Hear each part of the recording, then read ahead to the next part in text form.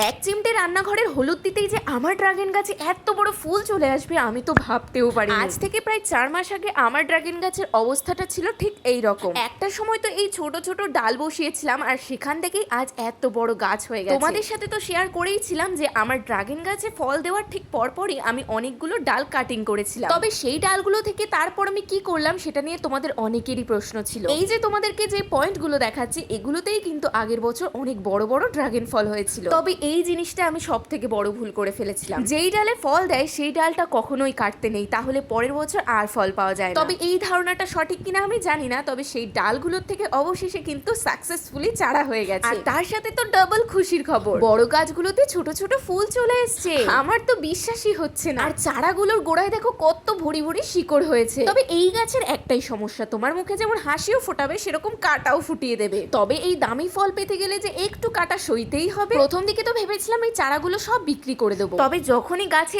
এত বড় বড় ফুল আসতে দেখলাম তখন ভাবলাম চলো সবগুলো ডালি আবার নতুন করে নতুন ক্যারেটে বসানো যায়, তাহলেই দ্বিগুণ ফল পরের বছর পাবো।